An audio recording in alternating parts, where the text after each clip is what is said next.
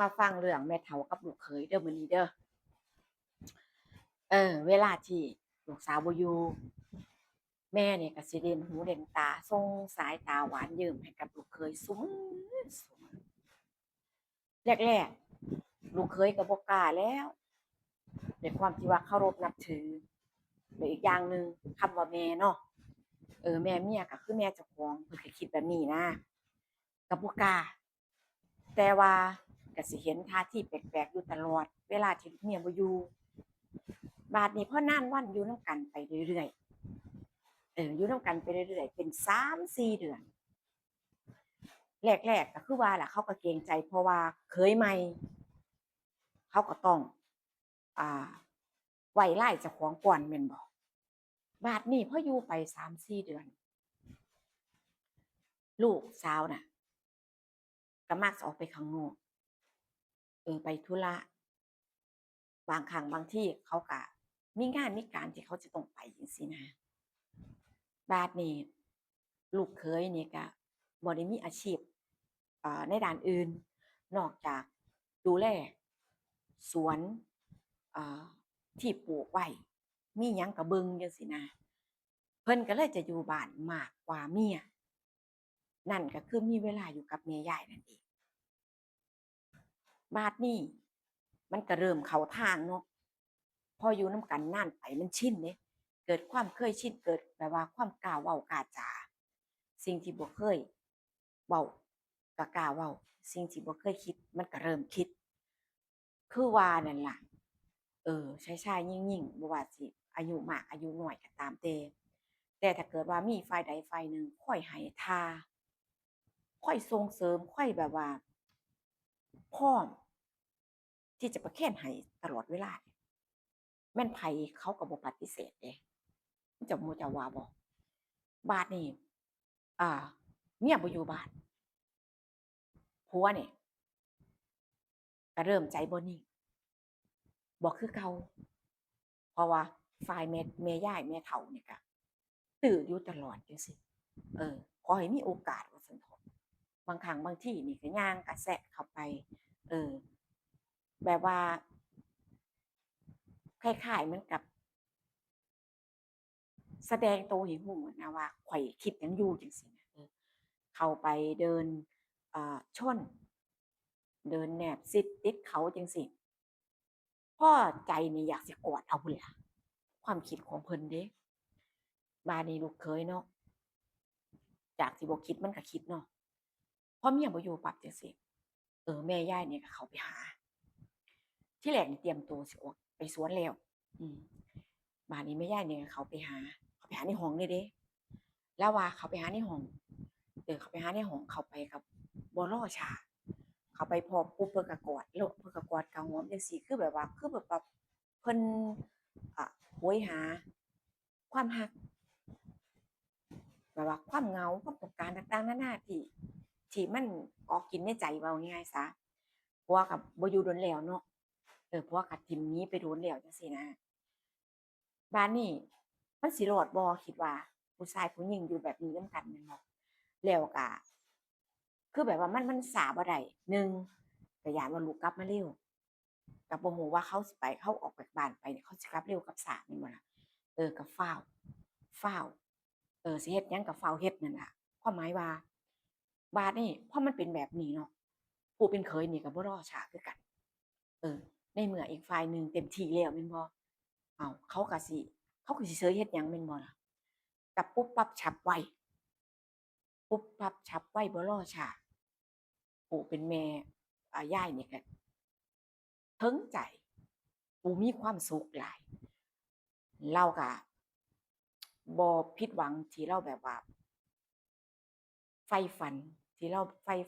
าแบบพยายามมาตลอดตั้งแต่วันแรกที่เขาก้าวเข้ามาอยู่ในเป็นสมาชิกในบ้านมาเป็นลูกเขยเพิ่นก็สิเล็งสิมองอ่านกินคันบ้านข้อยว่าอ่านกินเลยแล้วเราก็สมหวังบัดเราก็สมหวังเราคล้ายๆว่าเราก็มีความสุขอีกครั้งหลังจากเหี่ยวแห้งมาเนิ่นนานตั้งแต่ผัวจากไปนับตั้งแต่วันนั้น 2คนนี่ถ้าสบโอกาสเมียบ่อยู่ตอนใดนี่ก็คือสิปั๊บหากันตลอดแอบกินในบ้านจังซี้นับเป็นเวลาเนิ่นนานลูกเองก็บ่ฮู้เอาแต่ทำงานเอาแต่แบบว่าเฮ็ดหน้าที่เจ้าของบ่ได้สนใจหยัง บ่ได้ระแคะระคายใจว่าผัวข้อยสิเป็นจังซี่เพราะว่าด้วยความที่ว่าไว้ใจคำว่าครอบครัวเนาะคนหนึ่งก็เป็นแม่แม่นบ่คนหนึ่งก็เป็นผัวอายุก็ห่างกันคิดว่าโอ๊ยคงสิบ่นั่นน่ะแต่มันบ่แม่นแบบนั้นอายุห่างก็จริงคือผู้ชายบางคนก็สิบ่ได้เน้นเรื่องว่าอายุหลายเฒ่าแล้วถ้าเกิดว่าให้ความสุขหรือว่าเฮ็ดให้เขาพึงพอใจเขาก็เอาเบิด อันนี้คือบ่ได้เหมารวมเดะข้อยเว้าหมายถึงว่าบางท่านบางคนความเขาเรียกว่าความมักมากความต้องการของคนเรานี่มันบ่คือกันเนาะเออบางคนก็บ่ได้คิดอิหยังได้คือว่าณช่วงเวลานั้นอ่าได้มีความสุขปลดปล่อยพึงพอใจกันแล้วก็จบบ่ได้ว่ามีสิเป็นข้อผูกมัดใดๆเขาก็บ่ได้คิดอิหยังเขาบ่ได้สนใจ แค่มีความสุขกันบางครั้งบางคราวแค่นั้นเองจังซี้นะแต่ในเหตุและผลเนี่ยคือมันผิดแม่นบ่ล่ะมันผิดเดะเออเพราะว่าจั่งใดคันที่ว่าแอบขโมยลักเนี่ยก็คือมันเป็นสิ่งที่บ่ถูกต้องเนาะมันเป็นสิ่งที่ผิดอยู่แล้วแม่นบ่ล่ะบ่ว่าสิด้วยฐานะใดบ่ว่าสิด้วยกับคนอื่นหรือว่าคนในบ้านหมู่เจ้าว่าแม่นบ่ บ้านนี่คือด้วยความยามใจที่ว่าอยู่แบบนี้กันมานานลูกบ่เคยรู้เดะอยู่กันเป็นเวลานานแบบว่าเป็นทั้งผัวลูกเป็นทั้งผัวแม่นี่มาเนิ่นนานแล้วก็คือแบบว่าบ่ได้ระมัดระวังตัวเว้าง่ายๆว่ามันบ่แม่นความผิดครั้งแรกมันเกิดขึ้นนานแล้วแล้วก็แบบว่าเฉยๆเป็นความเคยชินบัดนี้ลูกก็เลยได้รู้ได้เห็น ลูกสาวก็เลยได้รู้ได้เห็นว่าผัวกับแม่เจ้าของเนี่ยเพิ่นเพิ่นเป็นใจกันมานานส่ำใดจังซี้นะเออเพิ่นก็ไปทำงานออกไปทำงานอ่าบัดนี้เกิดแบบเจ้าของน่ะรู้สึกว่ามันอาการบ่ดีคือสิเจ็บไข้ได้ป่วยคือสิแบบว่าต้องการพักผ่อนน่ะแหมตัวร้อนปวดหัวจังซี้กลับมาบ้าน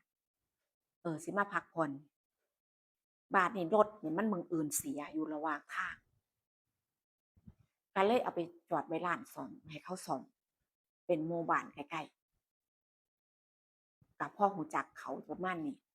เขาก็เลยว่าเอารถข้อยเมื่อสักวันเด้อข้อยเฮ็ดให้แบบว่ามันบ่แล้วง่าย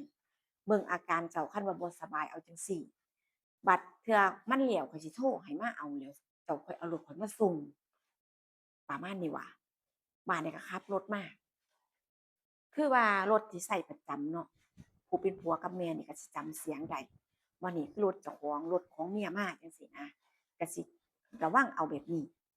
บัดนี้พอเมียมากลับมาครั้งนี้มันบ่แม่นรถเจ้าของแล้วก็เป็นรถแบบเสียงบ่ดังรถเครื่องเขาเสียงบ่ดังมาฮอดก็คิดว่าแม่นว่ารถผ่านทางวิ่งเฉยๆก็บ่สนใจหยังก็บ่สนใจหยังก็อยู่นำกันแบบว่าก็เสพสุขไป ในตามประสาของเพิ่นบังเอิญความบังเอิญอีหยังมันสิบังเอิญขนาดนี้อาจจะเป็นเพราะว่าคือว่าเพิ่นบ่เข้าข้างคนผิดเนาะอืมบางครั้งบางทีมันอาจจะถึงเวลาที่แบบว่าที่จะต้องเปิดเผยแล้วนั่นนะมันก็เลยเบาะเจาะกันพอจอดรถปุ๊บเนี่ยก็เล็งเพราะว่าร่างกายคนเฮามันต้องการพักอะต้องการพักคิดว่าจะกินยาแล้วก็จะพักผ่อนบ่ไหวแล้วจังซี้นะก็มุ่งตรงเข้ามาในบ้าน บ้านนี่ประตูบ้านก็บ่ได้ปิดเดะหมายถึงว่าแค่ดึงเข้ามาซื่อๆบ่ได้ล็อกบ่ได้ปิดอิหยังเพราะว่ามันเป็นบ้านเจ้าของแม่นบ่คนมีแค่นี้ถ้าออกไปแล้วก็คือออกไปแล้วมันมีแค่นี้บ่จำเป็นต้องกังวลคนอื่นบ่จำเป็นต้องอ่าบ่จำเป็นต้องป้องกันหรือว่าปิดบังคนอื่นเพราะมันบ่มีคนอื่นแล้วก็คิดแบบนี้นะเออบัดนี้ก็มุ่งหน้าเข้าในบ้านเนาะก็คือแบบมันเงียบเมียก็บ่ได้เอิ้นหาว่าแม่อยู่ไสพ่อผัวอยู่ไสเนาะเพราะว่า ก็เห็นว่าเงียบรถก็น้อมแนมเห็นว่ารถก็จอดอยู่ปกติแต่ว่าเมียกับไอ้ผัวกับแม่นี่บ่เห็นเออตัวเองก็บ่ไหวบาดนี้ก็เดินเข้าห้องเจ้าของไปห้องก็ผัวก็บ่อยู่ห้องเออบ้านมันก็เงียบแปลกๆเนาะไปไสแม่ลูกคู่นี้ก็มองว่าหรือออกไปสวนนำกันบ่เอ้าออกไปคือบ่เอารถไปนำ เดินไปบ่น่าจะใช่อย่างน้อยก็ต้อง2กิโล3กิโลกว่าจะฮอดสวนนะเอ๊ด้วยความสงสัยเดินหาตามบ้านซอกแซกซอกมุมนั้นมุมนี้บ่เห็นบาดนี้อ่าห้องของแม่นี่มันจะเป็นห้องที่แบบลักษณะบ่แม่นประตูปิดแบบอย่างดีเออเป็นแค่เอาตู้เสื้อผ้ามากั้นแล้วผ้าม่านกั้นอีกทีหนึ่งตรงที่เดินเข้าออก ลูกสาวก็เดินไปถึงหน้าห้องแม่ปุ๊บได้ยินเสียงเขากระซิบกระซาบพูดคุยกันหยอกล้อกันอย่างมีความสุขยืนแอบฟังลูกตกใจเนาะว่าโอ๊ยแม่เอาผู้ชายมาห้องไผเนาะบาดนี้คือบ่เคยมีวี่แววว่าแม่นี่คบกับไผเดะแล้วอีกอย่างหนึ่งอายุแม่ก็บ่แม่นว่าเด็กน้อยแล้วเป็นคำว่าแม่คนนะมันคงสิบ่เฮ็ดเรื่องแบบนี้เนาะคือเป็นแบบนี้มันเป็นเสียงผู้หญิงแล้วก็เสียงผู้ชาย ลูกสาวบ่ได้คิดว่าแม่อยู่กับผัวเด้คิดว่าแม่เนี่ยนัดผู้ชายคนอื่นมาบ้านซะเว้าง่ายๆว่าลูกเมียเนี่ยก็คิดว่าผัวนี่ไปหัวไปสวนไปดูแลสิ่งที่ปลูกไว้บัดนี้คือคือมันบ่สบายใจแล้วก็สงสัยว่ามันเป็นไผที่มาอีอ๋อกันอยู่ในบ้านแบบนี้เพิ่นก็คนเฮาถ้ามันสงสัยแล้วมันก็ต้องอยากรู้อยากเห็นแม่นบ่ด้วยความที่ผ้าม่านกั้นหน้าห้อง ลูกสาวก็พยายามแย้มเปิดแบบให้เขาแบบว่าบ่ให้เขาฮู้โตเนี่ยนะมันความอยากฮู้อยากเห็นของคนเฮามันมีกันทุกคนนั่นแหละเนาะก็เปิดก็แย้มไปแรกๆก็สิเห็นแต่ข้างหลังเป็นผู้ชายแต่ดูลักษณะโอ้คือยังหนุ่มน้อยแท้ป๊าดแม่มีแฟนแบบเด็กน้อยอยู่ตินี่ความคิดของลูกเนาะแล้วมันก็เกิดความสงสัยเดะบัดนี้เกิดความสงสัยอยากเห็นคักๆอยากเห็นคืออยากเห็นหน้าแท้มันเป็นผู้ใดวะ มันเป็นผู้ใดวะกับพยายามสิเบิ่งให้คักๆส่องเข้าไปปานใดแต่ว่าท่าทีมันก็คุ้นตาเสียเหลือเกินเห็นจากด้านหลังแต่ว่ามันเป็นคนที่คุ้นเคยนะบาดนี้คือด้วยความที่บ่อยากเห็นมากกว่าความที่จะระวังตัวบาดลูกสาวนี่ก็เลยพลาดแบบว่าสะดุดแล้วก็โผล่เข้าไปในห้องแม่คล้ายๆเหมือนกับล้มเข้าไป ด้วยความที่พายุโตแบบว่ามัวแต่อยากเห็นอยากรู้ว่าซั่นเถาะไปพ้อตัวเองอ่าหลุดเข้าไปในห้องแบบบ่ได้ตั้งใจนะก็เห็นว่าเขาสองคนเนี่ยหันหน้ามาเบิ่งแล้วก็ตกต่างคนต่างตกใจเออผู้ชายคนนั้นบ่แม่นคนอื่นบ่แม่นผู้ใดแต่เป็นผัวตัวเองผู้เป็นแม่ก็ตกใจเออลูกสาวก็ตกใจตะลึงในความที่ว่าผู้ชายที่อยู่กับแม่บ่แม่นคนอื่นบ่แม่นผู้ชายที่แปลกหน้าแต่เป็นคนที่คุ้นเคยและเป็นผัวตัวเองน่ะบาดนี้เนาะผู้เป็นแม่เนี่ยก็อายอายที่ว่าความแตกผัวนี่ก็วิ่งออกจากห้องแม่เลยบาดนี้วิ่งออกจากห้องหนีเมียเนาะหนีได้เสื้อผ้าคาคิแค่เฉพาะตัวใส่เนี่ยไปเลยออกจากบ้านไปเลยด้วยความย้านด้วยความตกใจย้านความผิด ไปอยู่น้ำพ่อน้ำแม่เพิ่นกลับไปหาพ่อแม่ด้วยความแบบว่าย้านบัดนี้ก็เหลือแม่กับลูกเนาะแม่กับลูกเคลียร์กันบอกว่าเอ่อเรื่องราวเนี่ยนะสิเอาจั่งใดจังซี้นะบัดนี้แม่นั่นก็ว่าคือ แม่ก็สารภาพเด้ว่าตั้งแต่ตั้งแต่วันแรกที่เขามาในบ้านแม่ก็คือแบบว่าถูกใจหลายผู้ชายคนเนี้ยแม่ถูกใจแม่ยอมรับว่าแม่ผิดมันแบบว่าห้ามความรู้สึกเจ้าของบ่ได้ก็เลยก็เลยได้ลงผิดไปจังซี้นะเออบัดนี้ผู้เป็นลูกเนาะสิเฮ็ดจั่งใดล่ะบัดนี้แม่ฝ่ายหนึ่งก็เป็นแม่ฝ่ายหนึ่งก็เป็นผัวผัวนี่หนีเลยเด้เออเธอว่าผัวข้อยนี่ออกจากบ้านเลยเด้ว่าซั่น ออกจากบ้านไปอยู่นำพ่อแม่เขาอยู่คนละหมู่บ้านบัดนี้อ่าลูกสะใภ้ก็โทรหาย่าเนาะเพราะว่าก็อยากรู้ว่าเพิ่นไปไสอยู่แม่นบ่ล่ะโทรหาปู่ย่าก็ว่ามันอยู่นี่ล่ะก็เห็นว่ามานี่ก็บ่เห็นกลับเมืองจักเทื่อแม่ก็ถามอยู่ว่ามันเป็นหยังคือบ่เมือลูกเมียสิบ่ถามหาบ่ผ่านไปเป็นมื้อ2มื้อเดะบัดนี้คือเมียก็บอกว่าอย่าให้มันมาเด็ดขาดนับตั้งแต่วันนี้ต่อไปลูก กับลูกชายของแม่น่ะขาดกันเมียว่าขาดกันบ่เอาแล้วผู้ชายซั่วๆแบบนี้ลูกบ่เอาแล้วบอกมันว่าให้มันถ้าสิมาก็มาเอาสมบัติมันนี่กลับไปเพราะว่าเรือนมันก็เป็นเรือนแม่เฒ่าอะนะเว้าง่ายๆว่าเรือนแม่เฒ่าเออบัดนี้ถ้านั่นก็ถ้าบ่มาเอาสิเอาไปเผาถิ้มสิเอาไปสุมถิ้มเมียว่าสิเอาไปถิ้มสิบ่เอาไว้ให้มันหกให้มันเป็นอันราคีอยู่นี่ บัดนี้พ่อแม่ของผัวเนาะก็งงว่ามันเป็นอิหยังกันผิดอิหยังกันถึงขนาดจะต้องอ่าถึงจะต้องตัดขาดกันแบบนี้เพราะว่าเขาก็บ่ฮู้แม่นบ่ล่ะพอเพิ่นไปเพิ่นบ่ได้เว้าให้ฟังเดะบ่ได้เว้าว่าข้อยไปเจาะแจ๊กับแม่เขาแล้วข้อยเป็นชู้กับแม่เขาเขาจับได้แล้วข้อยก็หนีมาเพิ่นก็บ่ได้เว้าเดะบ่ได้กล้าเว้าอยู่แล้วไผได้สิกล้าเว้าแม่นบ่บัดนี้คือว่าปู่ย่าก็อดบ่ได้เนาะก็มาหาก็มาพ้อทั้งลูกสะใภ้แล้วก็ทั้งดองฝ่ายนี้แล้วว่าเป็นจั่งใดคือจะต้องอ่าแบบว่าผลักไสกันแบบนี้เขาก็มองว่าเป็นผลักไสไล่ลูกเขาหนีจังซี้นะเพราะว่าเราบ่รู้เรื่องบัดนี้อ่าลูกไผว่าสิให้ข้อยอยู่จั่งใดสิให้ข้อยรับจั่งใดได้มันเป็นแบบนี้เรื่องราวมันเป็นแบบนี้เขาก็เล่าให้ฟังเบิดว่าผัวเนี่ย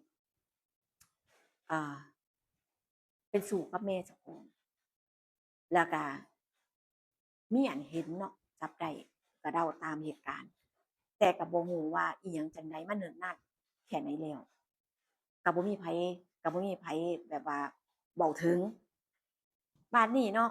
ระหว่างคือแบบว่าอุ๊ยระหว่างแบบว่าดองแม่นบ่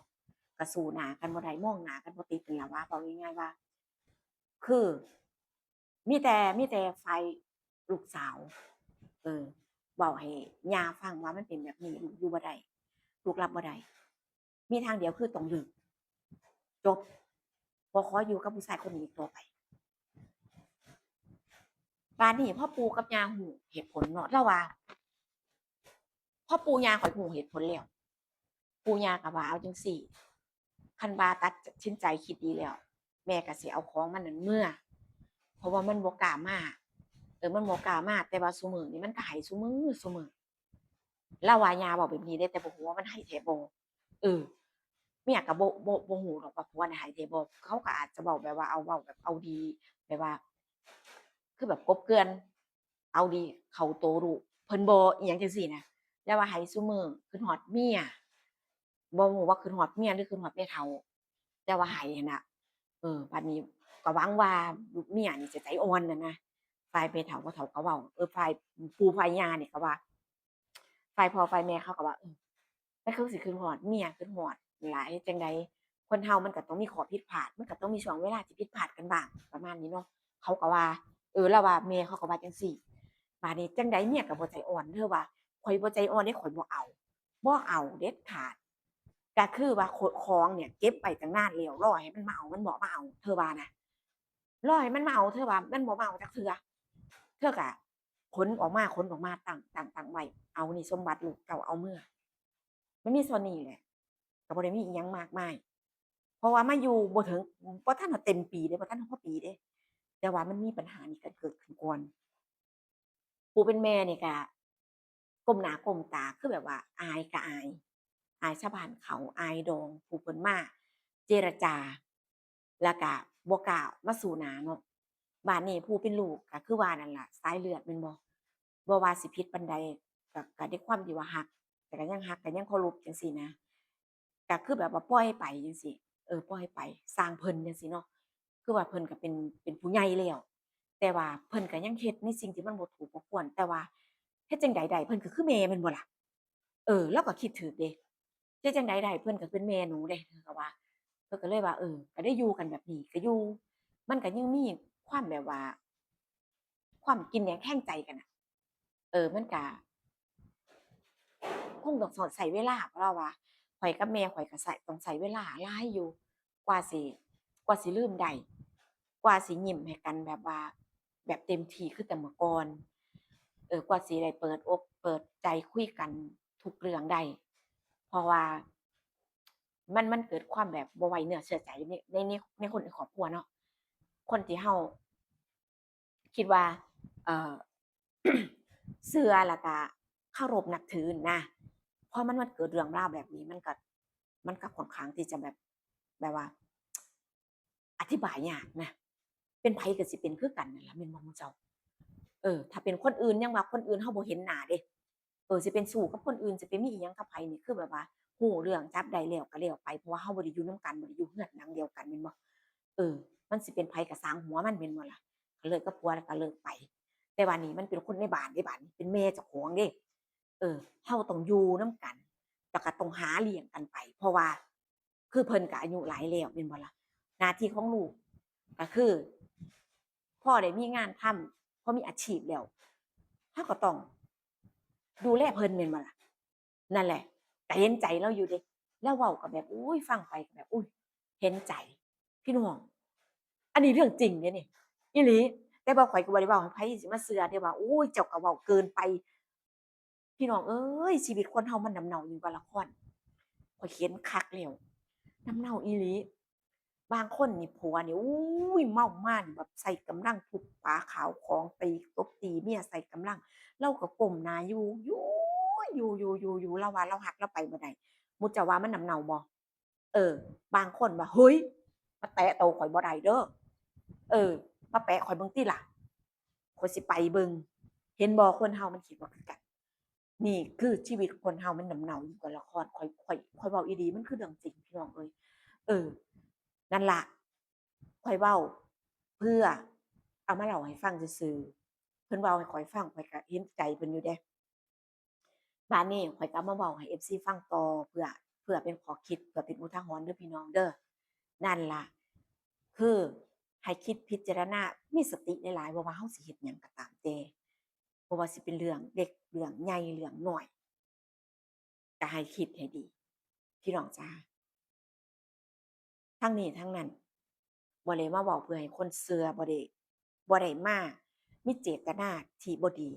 แต่ว่าเอามาเว้าให้ฟังซั้นดอกพี่น้องจ๋าเจอกันคลิปหน้าหรือว่าผู้สิมีเรื่องราวหยังมาเว้าให้ฟังอีกนะคะส่วนคลิปนี้ไปแล้วนะคะสวัสดีค่ะ